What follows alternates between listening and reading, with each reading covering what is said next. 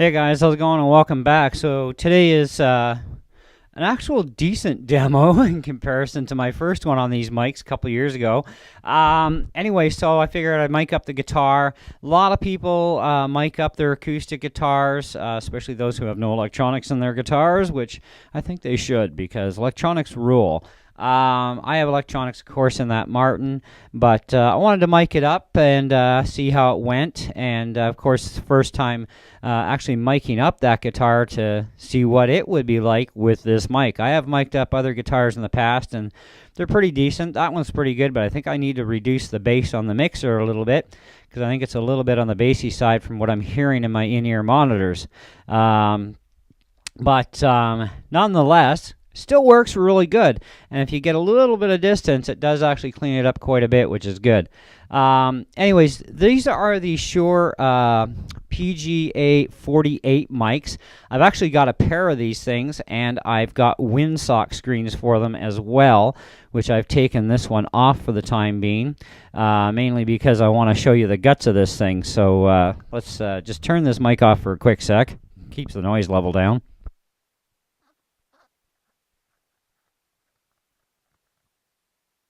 So this is the basic element here, and as you can see, it's right flat in front of you. So it has to be in front of you to pick up properly.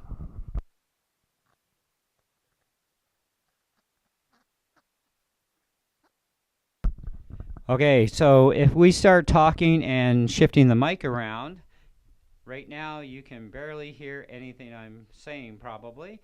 And I'm still at around the same distance, so you have to keep the microphone directed at you. And the larger percentage that I'm aware of dynamic mics are all the same in that aspect. That would also include your SM57 microphone, from what I understand. But I've not pulled one apart, but I'm also thinking about picking up one because the SM57 for decades has been used for vocals as well as for miking up amplifiers. Now, I personally do not mic up amplifiers. My amp is my Boss Katana 100 watt 1x12, and it has a line out that goes into my mixing board, and I can run it through the mixer and its own speaker at the same time if I want to. So that's kind of a nice little benefit and bonus that way. Same goes for my old PV Edition 20 that's about 30 odd years old. It's got a preamp out, so the preamp can go out to the mixing board, and I can still hear the main speaker on stage. So really no need to mic up amps. But and besides which, if you get past the dB level that a microphone can actually handle for input levels, you distort your sound anyhow. But nonetheless, we're not really into that part of that today, but just to let you on a little bit of information there. Now, these are great mics for speech. They're also great for singing with. I've used them in a number of different ways, and they work just awesome. And they're very inexpensive. Now, when I bought these, my first one was $44 at Best Buy. I got a good deal on it. Of course, no cable. Had to buy a cable. And at the time, all I could get was the XLR to TR, which was fine because my input source was a guitar amp that I had. If you go back and check out that video, just do a search for PGA48 microphone, and you'll come across my original video too, where there was a little bit of a demo. And back then, I had no actual real studio equipment. Now I do, which makes a whole world of difference. But for quite a while, I was actually at the point where I'd gotten two Fender Mustang 1V2 amps. You'll find those videos on my channel, a number of them actually, where those are in use with my mixing equipment. And at the time, they worked pretty good. Because I really, in the end, I wasn't overall really pleased with them as guitar amps, but they did work to serve the purpose at the time until I was able to afford proper studio monitors and other better quality equipment in the studio.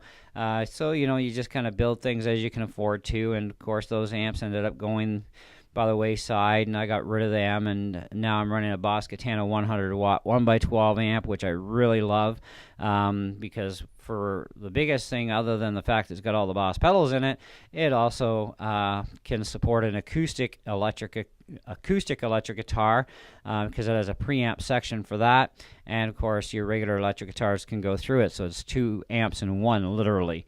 But other than that, with the microphone thing here, these mics are really good, but dynamic mics, as you'll know, and if you don't, you will now, you have to run your gain controls rather high on your mixing boards with dynamic mics.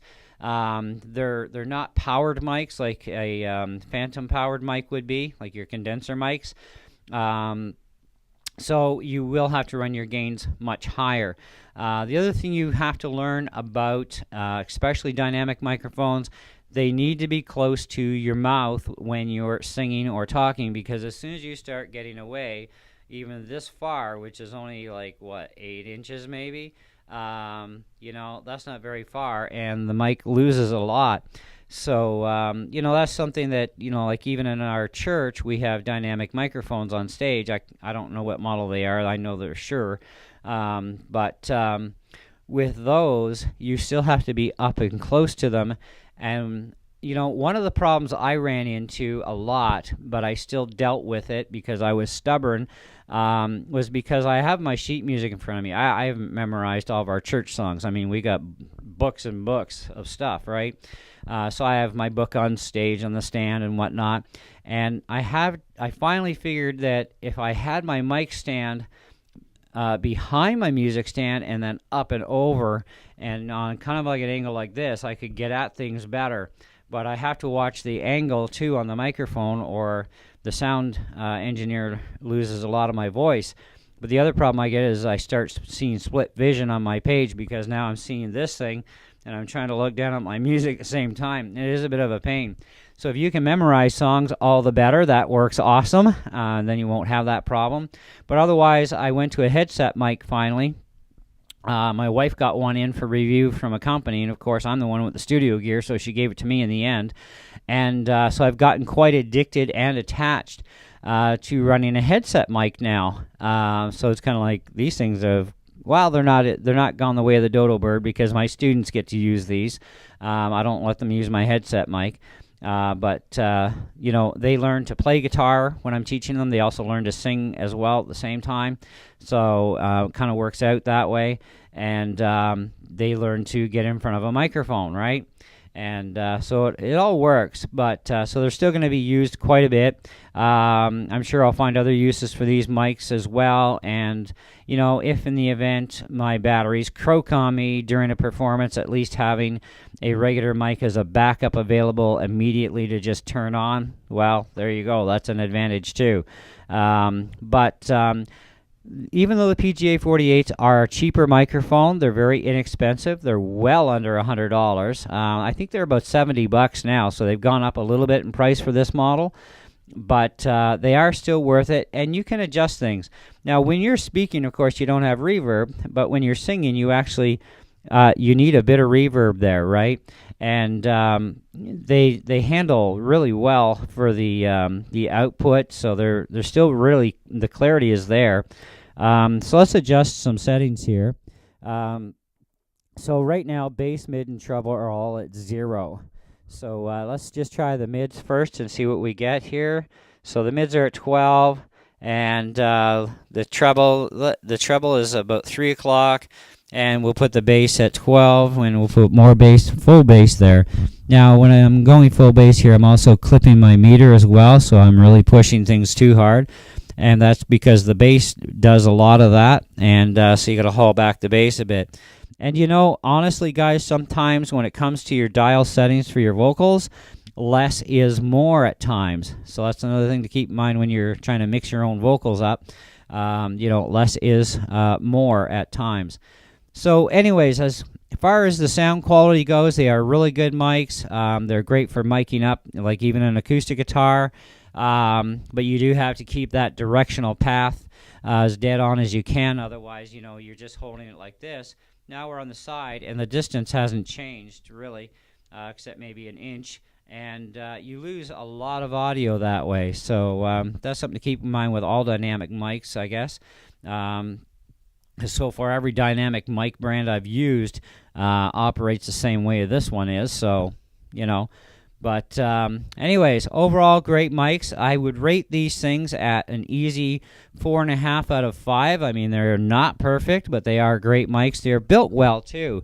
All metal casing, so if you do drop it, it's not like you're going to smash the thing, which is kind of a good thing. You know, and they're pretty tough even on the metal ball windscreens here. They are great. There is a little liner filter inside. Now, if you go and you put on one of these things here,